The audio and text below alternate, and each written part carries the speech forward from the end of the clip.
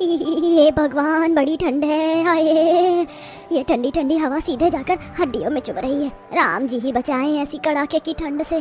पता नहीं ये कैसा जादुई गांव है, पूरे साल बर्फ ही गिरती रहती है। भला होता कि हमारे जादुई गांव में सर्दी नहीं बल्कि 6 महीने ठंड और 6 महीने गर्मियां होती। जहाँ एक तरफ बूढ़ी जमुना अपने जादुई गांव में बर्फ गिरने से दुखी थी, तो वहीं दूसरी तरफ गर्म हिस्से में लू बह रही थी और लावे जितनी गर्मी थी। जुगनी पानी लेके मीलों पैदल चलते हुए घर जा रही थी। हे भगवान, मैं तो पसीने से बिल्कुल नहा धो गई। आग लगे ऐसी गर्मी वाले जादुई गांव को। नदी तालाब सब सूखे पड़े हैं, कितने किलोमीटर दूर से चलकर पानी लाना पड़ता है। इससे लाख गुना अच्छा तो पहले का मौसम था। थोड़ी तो दिक्कत परेशानी होती थी, इस तरह ठंड देखने के लिए तरसना तो नहीं पड़ता था। खैर, बोया पेड़ बबूल का तो आम कहाँ से होगा। आखिर क्यों ये महिला ऐसे मिसाल दे रही है और क्या है इस जादुई गांव का रहस्य जिसमें एक समय पर 2 अलग अलग मौसम मौजूद है। तो चलिए इसके पीछे की कहानी देखते हैं। दूर दराज बसा हुआ बलियापुर गांव आज भी बाकी गांव से पिछड़ा हुआ है। वहां कमाने के ज्यादा जरिए उपलब्ध नहीं है। सभी लोगों के घर आज भी मिट्टी के और कुछ लोग फूस की झोपड़ी डालकर रह रहे हैं। गांव में केवल रोजगार के 2 ही साधन मौजूद है, खेती बाड़ी और ईंट की भट्टी। आधे लोग किसानी करते हैं और आधे ईंट की भट्टी पर मजदूरी करते हैं। जहां मोहन और हरिया निराश दिल से बातचीत कर रहे हैं। हम किसान लोगों ने दिन रात खून पसीना बहाकर एक एक दिन इस जमीन पर इस उम्मीद से मेहनत की कि खेत में दिन रात हल चलाया, बीज लगाया, खाद पानी दिया कि इस बार हमारी खेत की फसल बहुत अच्छी होगी तो हम साल भर पेट भर कर खा सकेंगे। लेकिन इस बेतहाशा गर्मी के मौसम ने हमारी सारी उम्मीदों पर पानी फेर दिया। अरे ये तो गर्मी के मौसम में हर साल ही होता है। हम जाने कहां कहां से कर्ज उठाकर खेती बाड़ी करते हैं, लेकिन ये गर्मी का मौसम हमारी अच्छी खासी फसल को नुकसान पहुंचाता है। अरे इससे तो अच्छा होता कि हमारे गांव में साल भर ठंड का मौसम बना रहता, तो हमारी फसल भी बर्बाद नहीं होती और मेहनत भी इस कदर जाया नहीं जाती। तुमने बिल्कुल ठीक कहा भाई।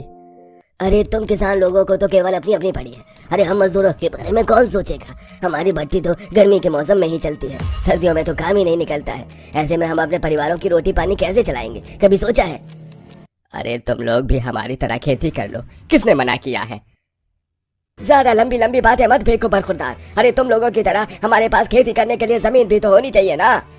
इस तरह मौसम को लेकर लोगों के बीच में लड़ाइयां शुरू हो जाती हैं। तभी गांव की सबसे बूढ़ी महिला सीता काकी आकर दोनों का झगड़ा सुलझाती है। अरे क्या हो गया है तुम दोनों को, इस तरह से लड़ाई क्यों कर रहे हो? एक ही गांव में रहकर इस तरह से एक दूसरे के खून के प्यासे बने हो। पहले ही हम लोग इतने दुख तकलीफों में अपना पेट भर रहे हैं। भाई भाई की तरह रहो, भगवान से प्रार्थना करो, वो सबका बेड़ा पार लगाएंगे। अरे बस करो काकी, अगर सच में भगवान होते तो हमारे गांव की परिस्थितियां इतनी गरीब और दुखदाई थोड़ी ना होती। बात करती हैं।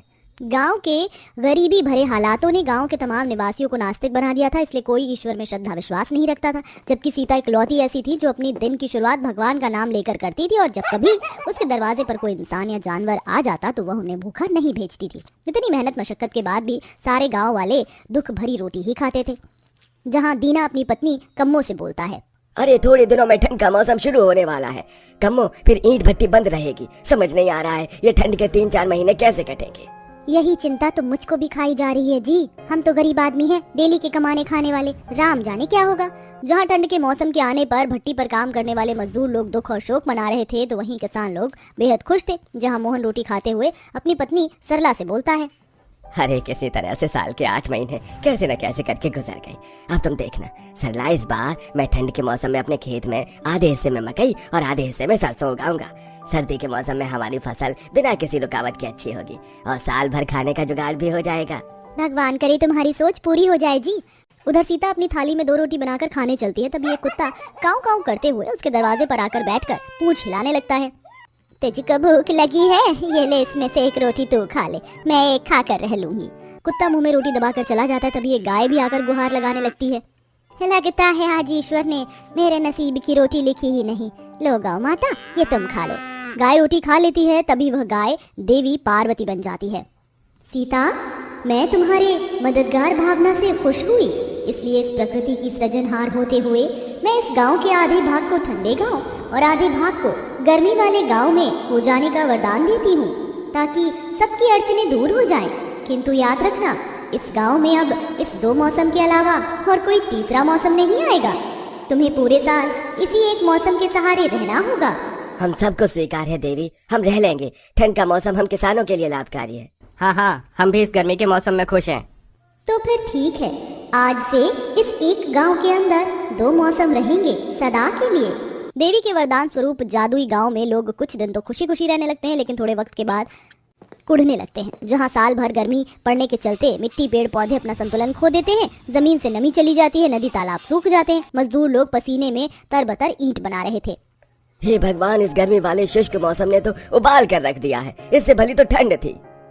अरे तुमने बिल्कुल ठीक कहा भाई। देखो, इस नवंबर दिसंबर में भी गर्मी के मौसम में थोड़ी भी राहत नहीं है। दिन रात बस लू चल रही है। ऐसा लग रहा है रेगिस्तान में रह रहे हैं। जहाँ एक तरफ गर्मी वाले गांव के वासी दुखी थे, ठंड वाले गांव का भी कुछ ऐसा ही हाल था। कहानी के अंत में क्या हुआ, चलिए देखते हैं। जहाँ सरला शीला दिन रात की बर्फबारी और ठंड से बिल्कुल उकता चुकी थी।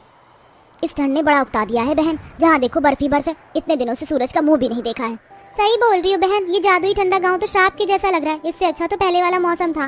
न लकड़ी मिल रही है, जहाँ देखो दिन भर कोहरा ही कोहरा छाया है। खिली धूप देखने की इच्छा हो रही है मेरे दिल में। तभी ठंड में ठिठुरते बूढ़े रामू काका बोलते हैं, अरे तुम सब लोगों ने तो ये वरदान मांगा था, अब जियो ऐसे दोहरे मौसम में। अरे मौसम का संतुलन जरूरी होता है। ईश्वर ने जो बनाया था अच्छा बनाया था। हम लोगों ने प्रकृति के साथ छेड़छाड़ की है। हमें अपनी गलती के लिए पश्चाताप करना होगा। सब गांव वाले मिलकर प्रकृति के संतुलन के लिए गुहार लगाते हैं। तभी पार्वती माँ प्रकट होती हैं। क्या हुआ, तुम गांव वालों ने मुझे फिर से स्मरण किया? अब तो मैंने तुम्हारी इच्छा पूरी कर दी है। किसानों को ठंडा गांव चाहिए था, उनके पास ठंडा गांव है। मजदूरों को गर्म गांव चाहिए था, तुम्हारे पास भी गर्म गांव है। अब क्या बाधा है? अपनी भूल को मान लेते हैं और सीता बोलती है, हे माँ, हम सबको हमारी भूल का एहसास है कि मौसम का संतुलन कितना जरूरी है।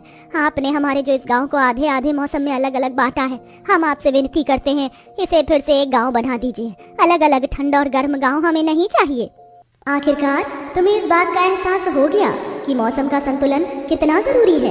पतझड़, ठंड, गर्मी, बारिश, सारे मौसम जरूरी हैं। इसलिए मैं वरदान देती हूँ, ये गांव अब पहले से भी सुंदर मौसम वाला गांव होगा, जहाँ तुम सब दुख नहीं आनंद से रह पाओगे। इस तरह अंत में वह गांव पहले की तरह वापस हो जाता है।